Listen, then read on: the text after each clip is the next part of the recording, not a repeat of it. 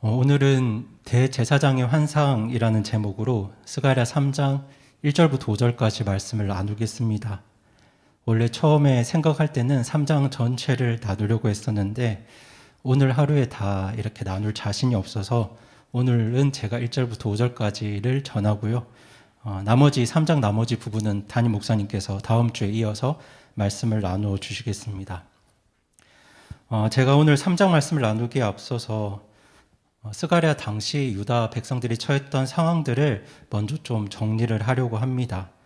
물론 이것은 목사님께서 학개와 스가랴 말씀을 전하실 때도 자주 말씀하셨던 내용이지만 오늘 3장 말씀을 이해하기 위해서는 스가랴 당시 어떤 상황들과 배경들을 다시 한번 정리하는 것이 오늘 본문을 이해하는 데 도움이 될 것 같아서 먼저 말씀을 드리려고 합니다. 성도님들께서 잘 아시겠지만 하나님 앞에 악을 행하고 또 우상 숭배를 멈추지 않았던 남유다 백성들이 하나님으로부터 벌을 받습니다. 하나님께서 바벨론이라는 나라를 사용하셔서 그들을 벌하셨죠. 그래서 이제 유다 백성들이 바벨론의 포로로 70년 동안 노예 생활을 합니다. 그런데 그렇게 70년의 세월이 지났을 때 유다를 정복하고 또 그들을 노예로 부렸던 바벨론이 페르시아라는 나라에 의해서 정복됩니다. 그리고 당시 페르시아 왕이었던 고레스는 정복한 어떤 속국들에 대해서 바벨론보다는 온건한 정책을 펼치고 있었기 때문에 유다를 향해서도 그 백성들이 고국으로 돌아가도 좋다는 칙령을 선포합니다. 이게 성도님들이 잘 아시는, 그리고 사람들이 주로 말하는 고레스 칙령이라고 합니다. 이 고레스 칙령에 따라서 5만 명에 이르는 유다 백성들, 정확하게는 유다 남자들이 가족들과 함께 고국으로 돌아왔습니다. 그런데 포로 생활을 마치고 고국으로 돌아온 유다 백성들에게 하나님께서 원하시는 것 3가지가 있었습니다. 화면을 보시면 알겠지만 그 3가지 저희 하나씩 읽어볼까요? 시작. 성전 재건, 성벽 재건, 예배 회복. 이게 하나님께서 원하시는 3가지였습니다. 첫 번째는 성전을 재건하는 것이고, 두 번째는 성벽을 다시 쌓는 것이고, 마지막 3번째는 70년 동안 멈추어 있었던 하나님을 향한 예배와 제사를 회복하는 것이었습니다. 그런데 우리가 이제 스가랴 전에 학개서 말씀을 배웠는데요. 학개서 말씀을 목사님께 나누어 주셨을 때 우리가 배웠던 것처럼 성전을 재건하는 그 일이 정말 쉽지가 않았습니다. 성전 기초를 쌓고 그 뒤로 약 16년 동안 이 성전 재건을 진행하지 못했습니다. 당시 이제 불순한 의도로 성전 건축에 동참하려고 했던 사마리아인들이 이렇게 유다 백성들에게 접근을 했는데 자신의 계획대로 되지 않자 여러 모양으로 그 성전 건축을 방해했기 때문입니다. 그래서 무려 16년 동안 그 성전 건축이 지연되고 있었습니다. 그러니까 이것을 보는 남유다 백성들은 정말 하나님의 일을 하려고 했는데 진척되지 않는, 방해와 문제만 생기는 그런 상황을 지켜보면서 매우 낙심하고 낙담했습니다. 그런데 그때 하나님께서 이런 남유다 백성들을 위로하기 위해서 또 소망을 주시기 위해서 보내신 2 대언자가 있었는데 그 2 대언자가 바로 학개와 스가랴입니다. 당시 학개는 나이가 많은 할아버지 대언자였고요. 스가랴는 젊은 청년이었습니다. 그렇게 하나님께서는 노년의 대언자 한 사람과 또 젊은 대언자 한 사람을 통해서 낙심에 빠져있는, 지쳐있는 유다 백성들을 위로하셨고 또 말씀으로 그들에게 소망을 주셨고 힘을 주셨습니다. 그리고 그렇게 하나님 말씀으로 위로받고 힘을 얻은 유다 백성들은 다시 성전 건축을 시작했고 4년이 지난 후에 그 성전을 완공할 수 있었습니다. 그리고 그때 전해진 말씀을 기록한 것이 바로 스가랴서인데요. 스가랴서는 8개의 환상으로 시작하죠. 8개의 환상을 순서대로 보시면 이렇습니다. 저희 스가랴서를 공부해야 되니까 하나씩 천천히 읽어보겠습니다. 시작. 말들의 환상, 뿔들의 환상, 측량줄 환상, 대제사장의 환상, 등잔대 올리브 나무의 환상, 두루마리 환상, 에바 속 여인의 환상, 병거들의 환상, 이렇게 8가지 환상이 등장합니다. 이제 오늘은 그 중에서도 4번째 환상인 대제사장의 환상에 대해서 나누려고 합니다.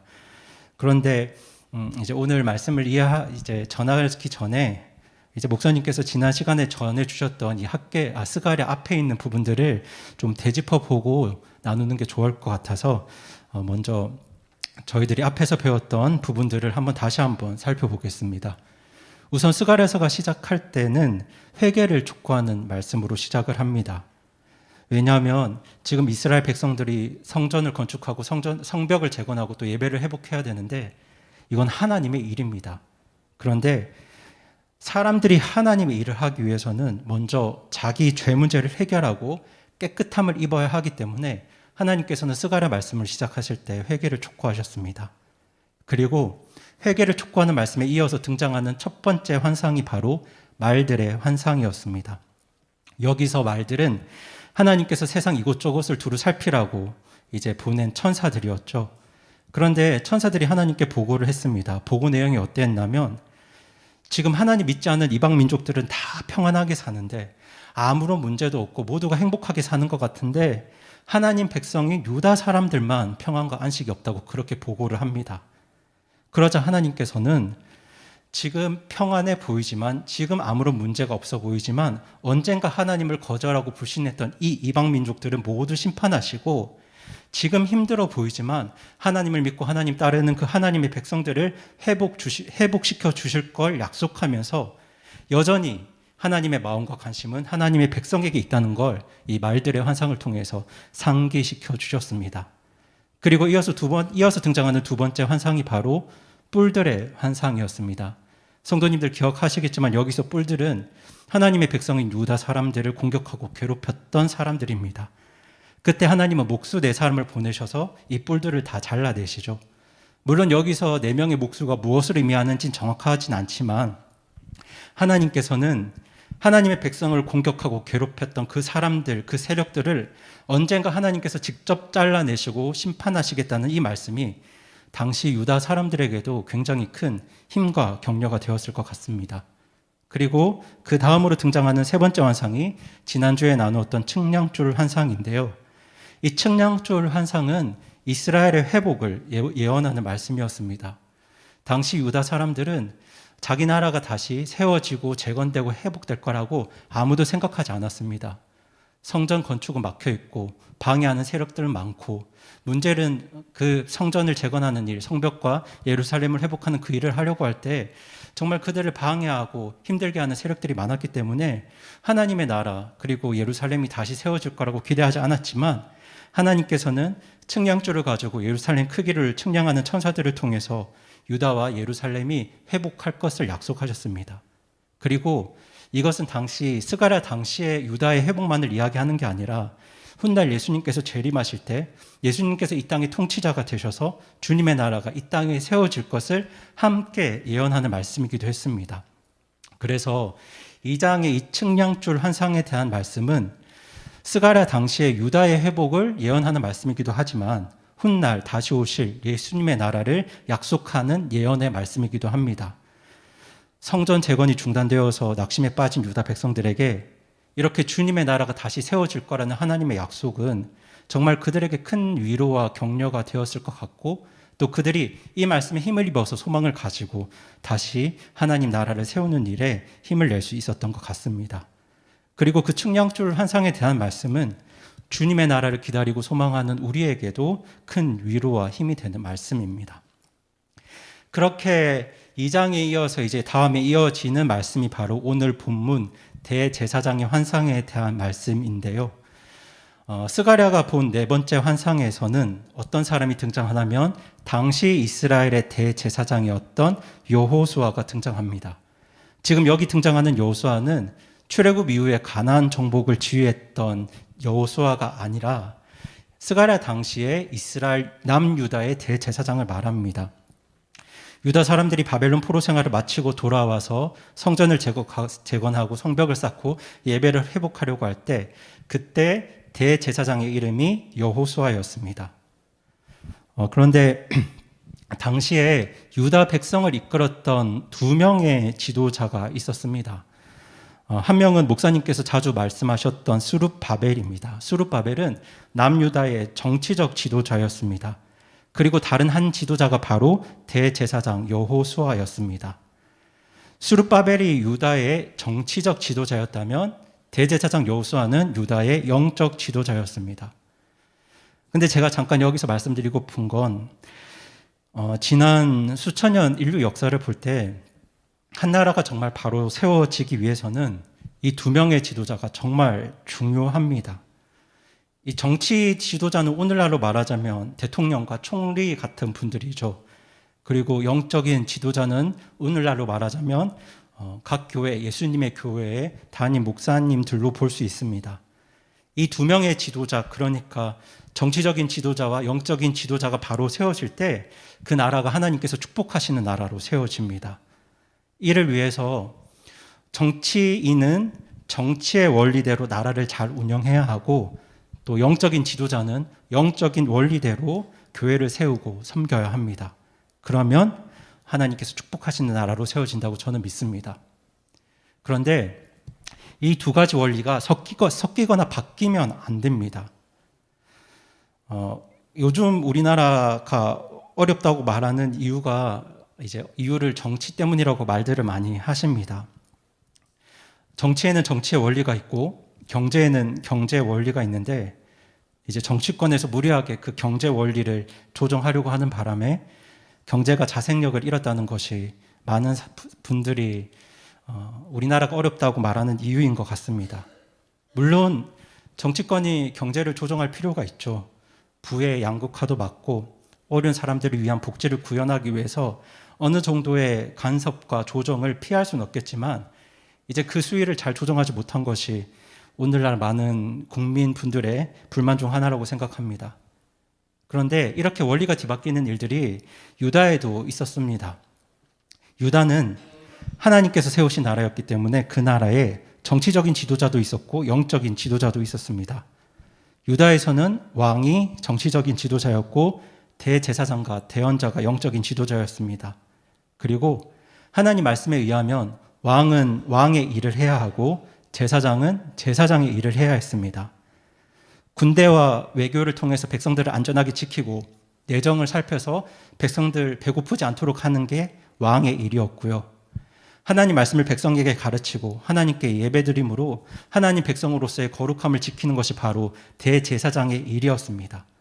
그리고 정치적인 지도자와 영적인 지도자가 하는 일은 이렇게 구별되어야 했습니다.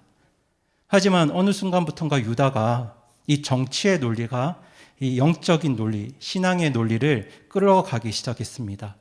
그 대표적인 왕이 바로 우시야인데요. 우시야는 신앙을 정치에 이용하려고 했습니다. 그래서 우시야는 대제사장만 드릴 수 있는 분향을 자신이 직접 하려고 했습니다. 그래서 하나님께서는 이에 분노하셔서 우시야에게 나병을 허락하시죠. 그렇게 정치적인 지도자의 원리와 영적 지도자의 원리가 바로 서지 못하고 이런 것들이 뒤섞여 버릴 때 그 나라의 운명은 점점 기울어지고요. 그래서 유다의 운명도 점점 기울어졌습니다. 때문에 한 나라가 정말 바로 세워지기 위해서는 이 정치적인 지도자와 영적인 지도자가 바로 세워져야 합니다. 그래서 성도님들께서 목사님과 대통령과 위정자들을 위해서 기도해 주셔야 합니다. 그리고 저는 이 두 지도자 모두 하나님의 뜻과 섭리 안에서 세워진다고 믿습니다. 또 그것이 성경이 말씀하는 바입니다. 때문에 그것이 정치적 지도자이든 영적 지도자이든 물론 세워진 분들 중에서 어떤 분들은 내 마음에 들지 않고 나와 잘 맞지 않는 것 같아도 우리가 세워진 지도자들을 위해서 기도해야 합니다. 이 두 지도자 모두 하나님 뜻과 섭리 안에서 세워진 분들이고 또 이 두 지도자에 의해서 우리나라의 명운이 좌우되기 때문입니다. 그런데 오늘 이 스가랴 3장에 등장하는 이 여호수아가 바로 스가랴 당시의 유다의 영적 지도자였습니다. 그런데 성도님들 한번 생각해 보시기 바랍니다. 이 스룹바벨과 여호수아가 얼마나 힘들었겠습니까? 지금 70년 만에 고국으로 돌아왔습니다. 성인 남자만 5만 명 정도 돌아왔으니까 가족들끼리 다 합치면 대략 그 수가 20만 명 정도 되었을 겁니다. 그런데 그렇게 고국으로 돌아왔는데 정말 아무것도 없습니다. 집도 없습니다. 농사 지을 땅도 없습니다. 텐트 치고 살아야 됐고 산에 가서 나무와 음식을 구해 와야 했습니다. 지금 그렇게 가난하고 가진 것도 없는데 자신들을 공격하고 괴롭히는 외부 세력들까지 있습니다. 그런데 지금 이런 상황에서 하나님은 성전을 건축하고 성벽을 재건하고 예배를 회복하라고 그렇게 명령하고 계십니다. 지금 이렇게 어려운 상황에서 성전과 성벽과 도시를 재건하고 또 예배를 회복하라는 그 사명이 이 두 사람 스룹바벨과 여호수아에게 주어진 것입니다. 이때 스룹바벨은 총독이기 때문에 군대를 정비하고 또 외부 세력들과 외교를 통해서 여러 갈등과 문제들을 해결해야 했고요. 여호수아는 대제사장이었기 때문에 영적인 문제들을 감당해야 했습니다.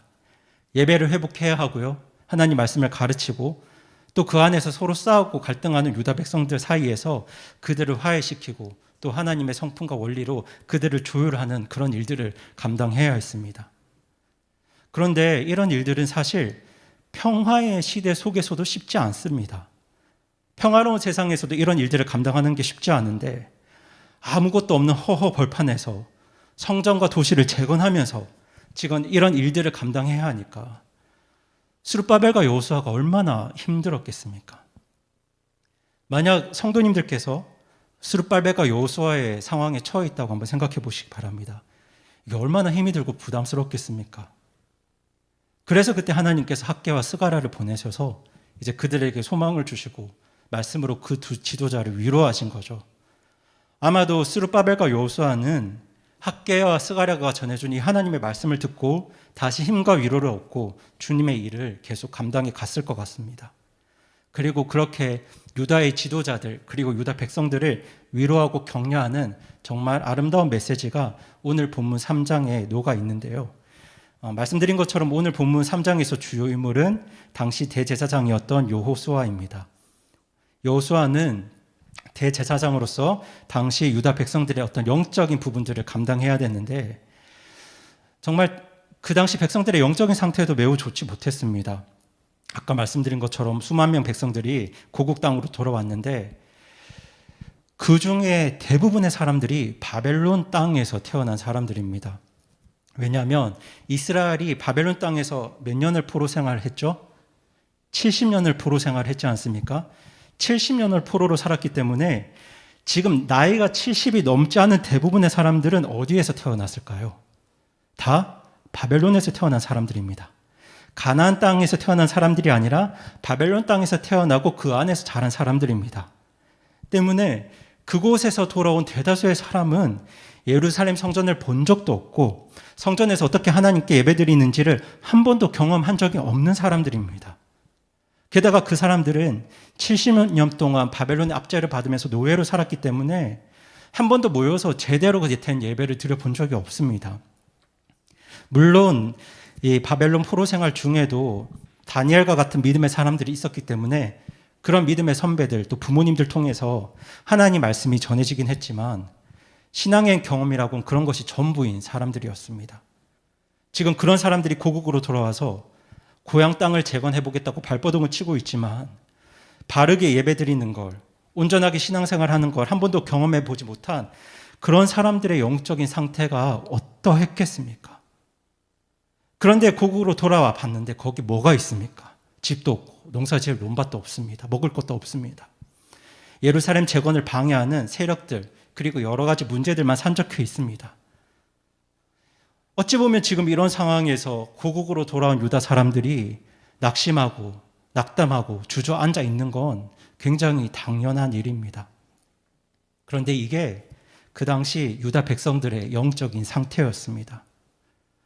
이런 상황에서 유다 백성들의 영적인 부분을 감당해야 하는 이 대제사장의 사명과 직분이 얼마나 무거웠겠습니까?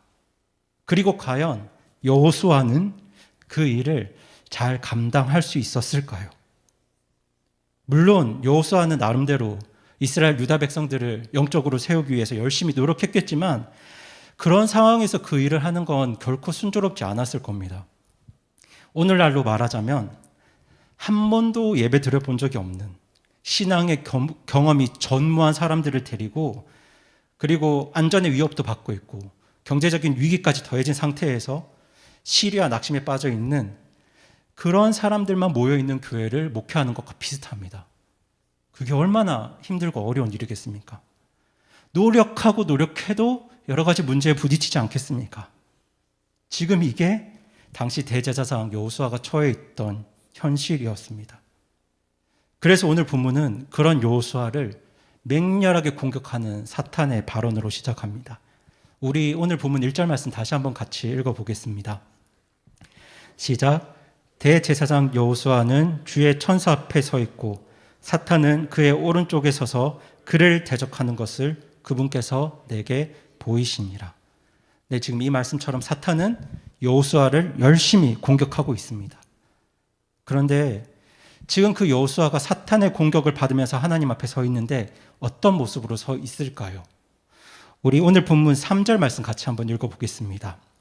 시작.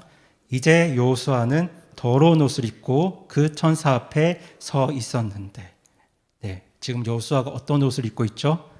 더러운 옷을 입고 하나님 앞에 서 있습니다. 지금 여호수아는 더러운 옷을 입고 하나님 앞에 서 있고 사탄은 신이 나서 여호수아를 공격하고 있습니다. 그런데 지금 여기서 중요한 게 무엇이냐면 여호수아가 입은 더러운 옷이 무엇을 의미하는가입니다. 우리 성도님들께서 잘 아시겠지만 이스라엘에서 대제사장은 백성을 대표하는 사람입니다.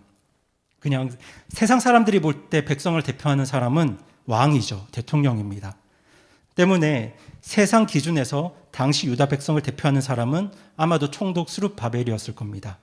하지만 하나님 앞에서 백성을 대표하는 사람은 왕이 아니라 대제사장이었습니다. 이것이 어디에서 잘 보여지냐면 이스라엘은 하나님의 명령에 따라서 1년에 한 번 이스라엘 모든 백성들이 죄를 용서받는 대속죄일을 가졌는데요. 그때 이스라엘 모든 백성들의 죄를 가지고 하나님 앞에 나아가서 지성소에 들어가서 속죄 제사를 드렸던 사람이 누구였을까요? 왕이 아니라 대제사장이었습니다. 이처럼 대제사장은 하나님 앞에서 하나님 기준으로 백성들을 대표하는 사람이었습니다. 그러니까 지금 하나님 앞에 서 있는 대제사장 여호수아의 모습은 당시 유다 백성 전체가 하나님 앞에서 어떤 모습이었는지를 보여주는 장면입니다. 지금 여호수아가 하나님 앞에 더러운 옷을 입고 있었다는 것은 당시 유다 백성들이 하나님 앞에서 더러운 모습이었다는 겁니다. 그런데 성도님들, 왜 유다 백성이 하나님 앞에서 더러운 모습이었겠습니까? 여전히 그들 안에 죄가 있었거든요.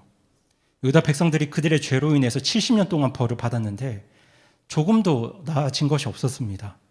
70년 포로 생활에도 불구하고 그들의 죄와 우상 숭배는 그대로였습니다. 게다가 오랫동안 하나님 예배하지 못했고 하나님을 떠난 세상 문화 속에서 죄 가운데 살았기 때문에 그들의 삶은 영적으로 완전히 무너져 있었습니다. 그들의 삶에는 예배도 없었고 하나님께서 그토록 원하셨던 거룩함, 정결함 이런 것들은 찾아보기가 힘들었습니다. 그렇게 이 유다 백성들의 상태는 그야말로 하나님 앞에서 더럽고 추한 모습이었습니다. 그러니까 지금 그 백성들을 대표해서 서 있는 대제사장 여호수아도 깨끗한 옷이 아니라 더러운 옷을 입고 하나님 앞에 서 있는 겁니다. 그렇기 때문에 지금 여호수아를 공격하는 사탄의 공격은 정말 어떻게 보면 굉장히 합당한 공격이고 맞는 말입니다. 지금 사탄은 이렇게 이야기한 거죠. 예배도 없고 거룩함도 없고 정결함도 없는 저 죄에 빠져 있는 저 백성들이 어떻게 하나님의 거룩하신 일을 감당할 수 있습니까? 하나님께서 저들을 통해서 성전도 재건하고 예루살렘도 다시 회복하고 예배도 회복하고 주님의 일을 이루겠다고 하는데 저렇게 더럽고 추한 죄에 빠져 있는 저 백성들 데리고 어떻게 하나님 일을 하시겠다고 합니까? 지금 이렇게 사탄이 여호수아와 유다 백성들을 비난하고 있는 겁니다. 그리고 사탄이 이렇게 말할 수 있었던 건 하나님께서 어떤 사람을 사용하시는지를 잘 알고 있었기 때문입니다. 하나님은 거룩하고 정결한 사람을 사용하시죠. 하나님은 능력 있고 뛰어난 사람을 사용하는 분은 아니지만 거룩하고 깨끗한 사람을 사용하시는 분입니다. 그래서 하나님께서 출애굽한 이스라엘 백성들에게 처음에 하나님 나라를 세우실 때 그들에게 하셨던 가장 중요한 말씀이 무엇이냐면 내가 거룩하니 너희도 거룩하라 였습니다. 그런데 지금 스가랴 당시의 유다 백성들의 모습에서는 그 거룩함과 정결함이라고는 도저히 찾아볼 수가 없었습니다. 그냥 그들에게 보여지는 건 70년 동안 바벨론 노예 생활을 통해서 쌓여진 죄의 습관, 문화 이런 것들과 조그만 일에 쉽게 낙심하고 포기하는 그들의 연약함밖에 없었습니다. 그렇게 유다 백성들의 모습은 하나님 일을 감당하기에는 조금 더 합당하지 못했고, 그래서 사탄의 공격은 굉장히 타당하고 합당한 공격이었습니다. 그런데 그런 사탄의 타당한 공격 앞에서 하나님께서는 어떻게 말씀하셨을까요? 우리 2절 말씀 같이 한번 읽어보겠습니다. 오늘 본문 3장 2절입니다. 시작. 주께서 사탄에게 이르시되 오 사탄아, 주께서 너를 책망하시기 원하노라. 곧 예루살렘을 택하신 주께서 너를 책망하시기 원하노라. 이것은 불 속에서 잡아챈 그슬린 나무 조각이 아니냐 하시더라. 아멘. 성도님들 2절 말씀을 보시기 바랍니다. 지금 이 사탄의 공격과 고소 앞에서 하나님은 누구를 책망하고 계십니까? 여호수아를 책망하고 계십니까? 아니면 사탄을 책망하고 계십니까? 네, 지금 사탄을 책망하고 계십니다. 하나님은 사탄을 책망하고 계세요. 하나님은 여호수아와 유다 백성이 아니라 사탄을 책망하고 계십니다. 그런데 우리가 여기서 주목해서 봐야 할 부분이 바로 예루살렘을 택하신 주께서라는 표현인데요. 예루살렘을 택하신 하나님께서 사탄을 책망하신다고 말씀하십니다. 저는 여기서 지금 사탄이 책망받는 이유를 성도님들께 말씀을 드리겠습니다. 지금 하나님께서 사탄을 책망하시는 가장 큰 이유는 사탄이 하나님의 뜻과 하나님의 주권을 무시하고 있기 때문에 그렇습니다. 하나님께서 이스라엘을 선택하셨습니다. 성경을 기록하고 또 예수님을 예비하시기 위해서 한 백성을 선택하셨는데 그 백성이 바로 이스라엘이었죠. 그런데 하나님께서 이스라엘을 선택하신 건 그들이 뛰어나서도 아니고 그들이 다른 백성들보다 더 의로워서도 아닙니다. 이스라엘이 다른 나라들보다 더 좋은 조건을 가지고 있어서 그들을 선택하신 게 아닙니다. 하나님께서 이스라엘을 선택하신 이유는 한 가지밖에 없습니다. 그건 하나님 은혜입니다. 이유가 그것밖에 없습니다. 그렇게 하나님 은혜를 입은 이스라엘 백성들은 하나님 뜻대로 거룩하게 살아야 했습니다. 하나님 거룩한 백성으로 하나님의 일을 이루고 하나님을 세상에 드러내며 살아야 했는데 그들이 그렇게 살았습니까? 그들이 그렇게 살지 못했습니다. 그들은 거룩하게 살지 못했습니다. 하나님은 그들이 죄에 빠졌을 때 회개할 수 있는 여러 번의 기회를 주셨지만 그들은 끝까지 회개하지 않았고 더 죄와 세상에 빠져갔습니다. 그래서 하나님은 그들을 다시 하나님의 거룩한 백성으로 회복시키기 위해서 바벨론 통해서 그들을 책망하기로 정하셨고, 그리고 70년 동안 바벨론의 포로로 그들을 벌하십니다. 그리고 유다 백성들은 그 하나님의 정하신 징계와 책망에 따라서 70년 동안 벌을 받습니다. 그리고 정말 그 하나님의 징계와 책망으로 인해서 유다 사람들은 정말 그슬린 나무 조각처럼 되어버립니다. 2절 후반부를 보시면 여호수아의 그 모습이 불에 그슬린 나무 조각 같다고 말씀을 하는데요. 여기 불에 그슬린 나무 조각은 정말 모양도 일그러졌고 연기도 나고 있고 열매도 맺기 힘들어 보이는 그런 나뭇가지를 말합니다. 물론 불에 타서 완전히 재가 되어버린 건 아닙니다. 생명의 소망이 사라진 건 아니지만 정말 그 직전까지 가서 만신창이가 되어버린 유다 백성들의 모습을 보여줍니다. 그렇게 그들이 지금 하나님의 징계를 70년 동안 받았습니다. 그리고 그들을 향해서 70년에 정해진 징계가 끝이 났을 때 하나님은 다시 그들을 하나님 백성으로 회복시키셔서 주님의 일을 이루겠다고 선언하고 말씀을 하셨습니다. 그것이 바로 이사야, 예레미야, 학개, 스가랴 같은 대언자들을 통해서 말씀하신 하나님의 계획이고 하나님의 뜻이었습니다. 근데 이제 제가 여기서 성도님들께 질문을 하나 드리겠습니다. 이스라엘이 지금 처음에 선택하신 것도, 그리고 이스라엘에게 벌을 주시는 것도, 그리고 다시 이스라엘을 회복시키는 것도 이게 다 누구의 권한 안에 있는 일이겠습니까? 그렇죠. 하나님 권한 안에 있는 일입니다. 선하고 공의로우신 하나님의 뜻과 권한과 섭리 안에 있는 일들입니다. 이 모든 일은 하나님의 뜻과 하나님의 권한 안에서 이루어지는 일들입니다. 포로 생활 마치고 돌아온 유다 백성들 통해서 다시 하나님의 일을 이루시겠다고 작정하신 분이 누굽니까? 하나님이죠. 하나님의 뜻입니다. 그런데 지금 이 사탄이 그 하나님의 뜻에 도전하고 있는 겁니다. 지금 그 하나님의 계획에 반대하고 있는 거죠. 하나님은 지금 유다 백성들을 회복시키셔서 하나님의 일을 이루겠다고 하시는데 지금 사탄은 그럴 수 없다고 반박하고 있는 겁니다. 그러니까 하나님은 지금 사탄을 책망하고 계신 거예요. 하나님께서 사탄을 책망하시는 이유는 바로 사탄이 하나님의 뜻과 그 계획, 권한에 도전하고 있기 때문입니다. 그런데 그렇게 사탄을 책망하시는 하나님께서 정말 놀라운 말씀을 하시는데요. 우리 같이 오늘 본문 4절 말씀 함께 읽어보겠습니다. 시작. 그분께서 자기 앞에 서 있던 자들에게 응답하여 이르시되 그에게서 그 더러운 옷을 벗기라 하시고 또 그에게 이르시되 보라 내가 내 불법을 내게서 떠나게 하였으니 이제 의복을 바꾸어 내게 입히리라 하시기에 아멘. 저는 오늘 본문 중에 이 4절 말씀이 정말 최고의 복음이라고 생각합니다. 왜냐하면 지금 여호수아와 유다 백성들이 하나님 앞에 어떤 옷을 입고 있었습니까? 더러운 옷을 입고 있었습니다. 그들은 정말 하나님 앞에서 전적인 죄인이었습니다. 하나님의 백성이라고 불릴 염치도 없었고 더욱이 하나님 일을 감당할 수 있는 그런 자격이 없는 사람들이었습니다. 그래서 사탄의 고소와 공격을 받아도 아무 말도 할 수 없는 벙어리처럼 가만히 있어야 되는 그런 사람들이었습니다. 그런데 지금 하나님께서 뭘 하고 계시냐면 그 여호수아의 더러운 옷을 벗기고 깨끗한 옷으로 갈아입히라고 천사들에게 명령하시죠. 이 하나님의 명령으로 인해서 이 여호수아가 깨끗한 옷을 입게 됩니다. 이건 그 더러웠던 유다 백성들이 깨끗하게 용서받았다는 걸 보여줍니다. 그들의 죄와 더러움이 완전하게 해결되었다는 걸 보여줍니다. 그런데 중요한 건 사탄이 지금 이런 하나님 조치 앞에서, 하나님이 하시는 조치 앞에서 아무런 항의도 저항도 하지 못합니다. 도대체 하나님께서 무슨 근거로 사탄이 보고 있는 앞에서 그 여호수아의 더러운 옷을 벗기시고 새 옷을 입히셨을까요? 그리고 사탄은 왜 그 말도 안 되는 하나님의 조치 앞에서 아무런 항변도 하지 못했겠습니까? 그 비밀이 어디 있냐면 5절에 등장하는 주의 천사에 있습니다. 5절 말씀 후반부를 보시면 주의 천사는 곁에 서 있더라 라는 말씀이 나오죠. 이 단어를 히브리어 성경으로 보시면 이 주의 천사 앞에 정관사가 붙어 있습니다.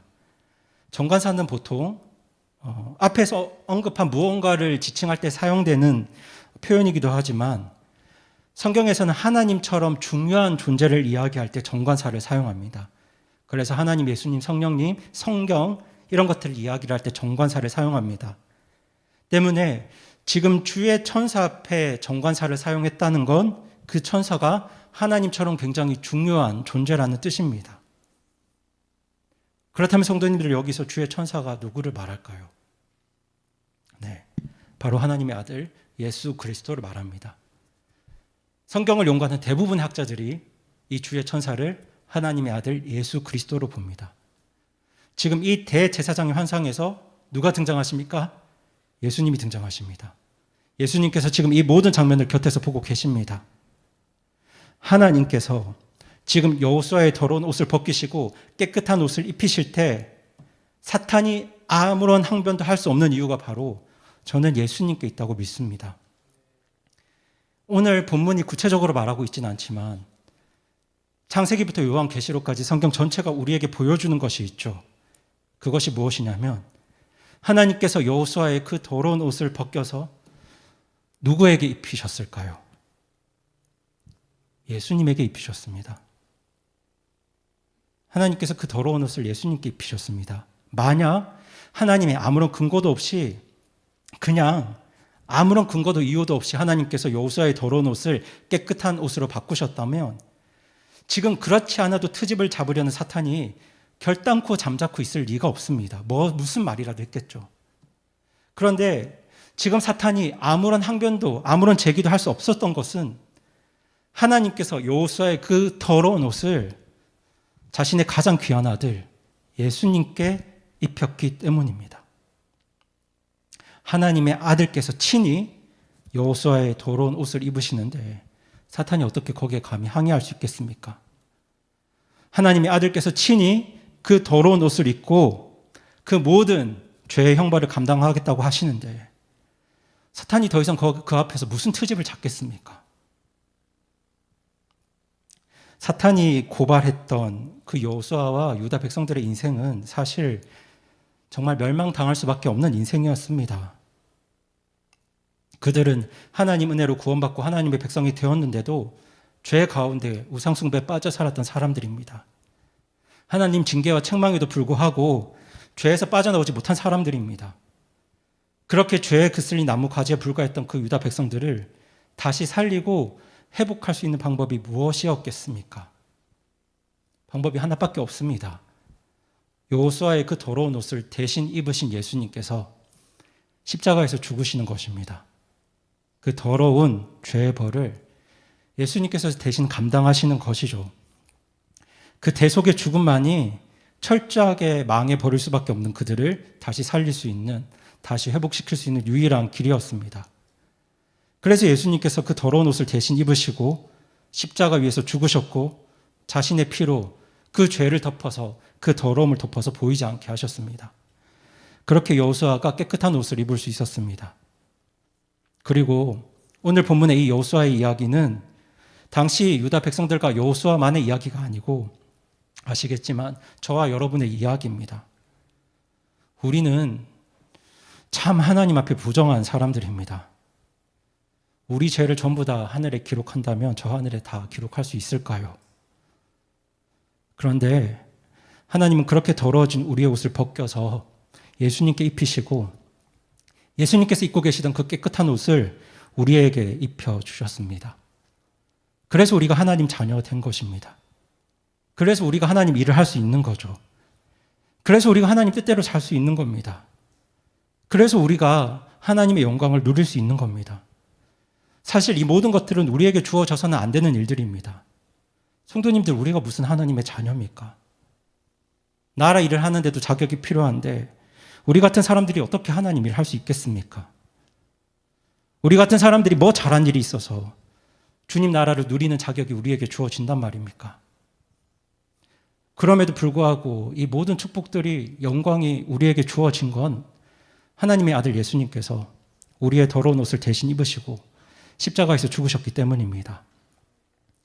그리고 그렇게 하나님은 우리가 다시 깨끗하게 되어서 하나님 자녀로서 하나님 자녀답게 그렇게 살기를 원하셨고 또 하나님 일을 이루며 살길 원하셨습니다. 그래서 5절에서 스가랴가 하나님께 한 가지 요청을 하죠. 저희 5절 말씀 같이 한번 읽어보겠습니다. 시작.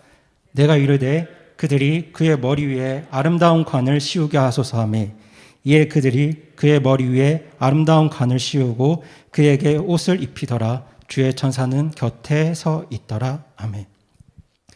지금 여기 5절에서 스가랴가 여호수아의 머리 위에 아름다운 관을 씌워달라고 하나님께 요청을 합니다. 그런데 여기서 관은 터번처럼, 터번 아시죠? 터번처럼 천으로 된 모자를 말합니다. 이 관이 뭘 의미하냐면, 무엇과 연결되어 있냐면 구약시대 대제사장들이 그 직무를 수행할 때 머리에 천으로 만든 모자를 썼는데 그 모자와 관련되어 있습니다. 때문에 지금 대제사장의 머리에 관을 씌워달라는 스가랴의 요청은 일종의 대관식 장면처럼 생각하시면 좋습니다. 대관식은 어떤 사람에게 머리에 관을 씌워서 그 사람에게 권한과 자격과 능력을 부여하는 의식이죠. 지금 스가랴는 그 여호수아 대제사장에게 하나님께서 직접 어떤 권한과 능력을 수여해 달라고, 그런 의식을 해달라고 요청하는 겁니다. 그리고 그 요청에 따라서 하나님께서는 여호수아의 머리 위에 관을 씌우시고 그에게 옷을 입히십니다. 성도님들, 이 장면이 뭘 말하겠습니까? 여호수아의 머리 위에 관을 씌워 주신다는 건 여호수아가 하나님 일을 이루기 위해서 필요한 어떤 능력과 권한을 하나님께서 직접 주시겠다는 약속입니다. 지금 그가 하나님 일을 해야 하는데 그 일을 위해서 필요한 그 능력들을 하나님께서 주시겠다는 거죠. 그 권한도 하나님이 주시겠다는 겁니다. 말씀드렸다시피 여호수아가 처한 상황이 매우 힘든 상황이었습니다. 한 번도 예배를 경험한 적 없는 사람들, 70년 동안 타국 땅에서 태어나서 바벨론 문화만 경험한 사람들 데리고 하나님 일을 이룬다는 건 정말 쉽지 않은 일입니다. 게다가 경제적인 위기까지 더해져서 사람들은 낙심하고 그리고 실망에 빠져 있는데 그런 사람들 데리고 하나님 백성으로 세우는 일은 정말 감당하기 어려운 일이었습니다. 그런데 그런 상황에서 하나님은 여호수아의 더러운 옷을 깨끗한 옷으로 바꾸어 주시고 그에게 직접 관을 씌워 주시면서 어떻게 보면 여호수아에게 힘을 주고 계신 겁니다. 이렇게 말씀하는 거죠. 내가 너의 더러운 옷 깨끗한 옷으로 바꾸어 주겠다. 그리고 내가 직접 관을 씌워서 내가 명령한 일들을 감당할 수 있는 능력을 줄 테니까 힘을 내고 기운을 내서 다시 하나님 일 시작하라는 하나님의 격려와 위로의 메시지, 소망의 메시지가 바로 스가랴 3장 말씀입니다. 하나님은 오늘 우리에게도 동일하게 말씀하십니다. 사실 오늘 대한민국 땅에서 그리스도인으로 산다는 게 쉽지 않습니다. 특별히 코로나와 더불어서 예수님과 교회를 대적하는 세력은 더 거세지고 있습니다.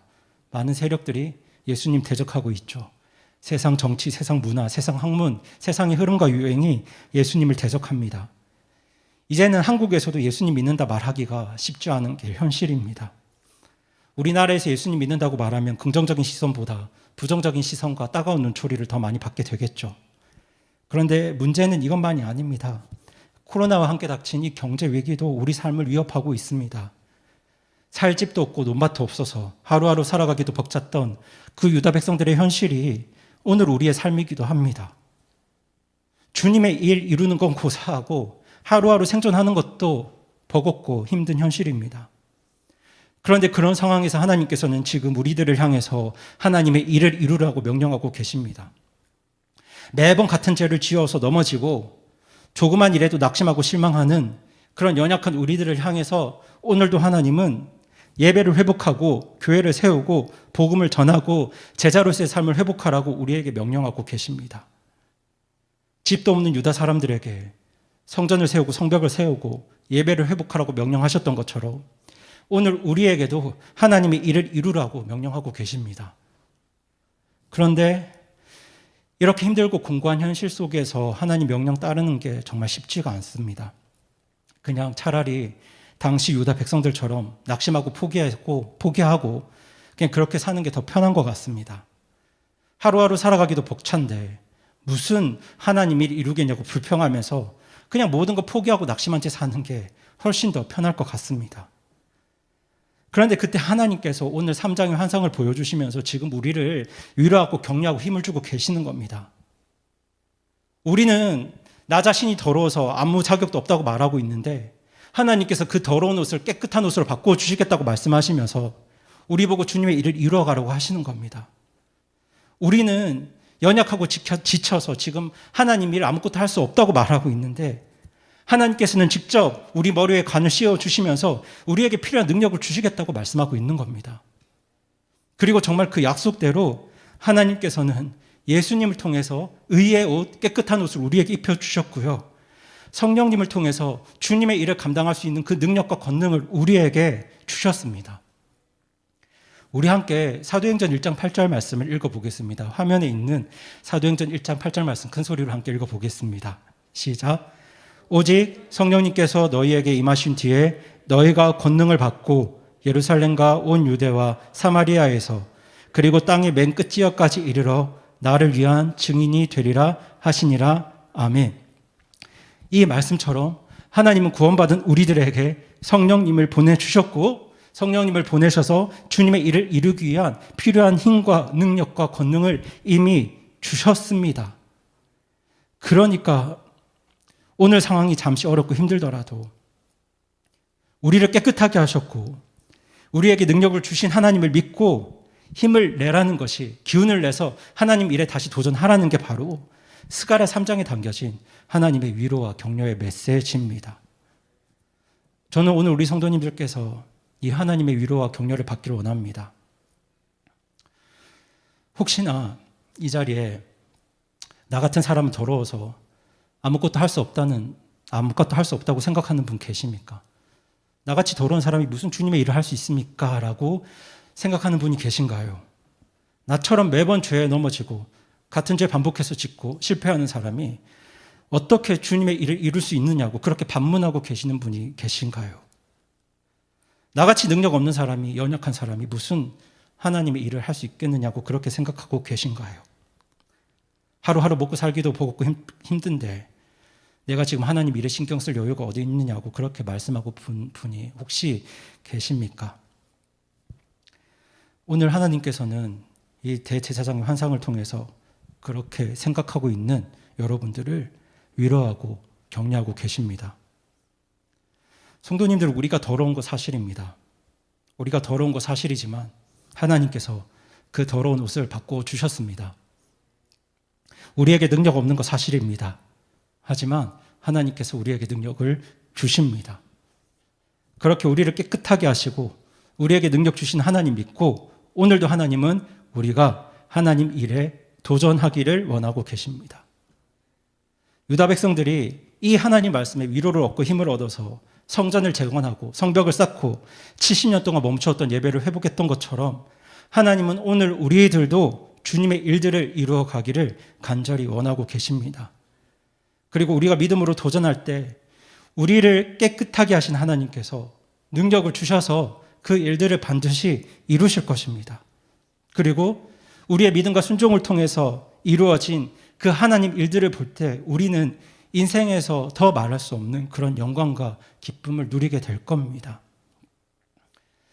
물론 오늘 성도님들 삶이 척박하고 공고한 것은 부인할 수 없는 사실이지만 저는 성도님들께서 이 하나님 말씀에 힘을 얻고 주님의 일에 도전하시길 원합니다.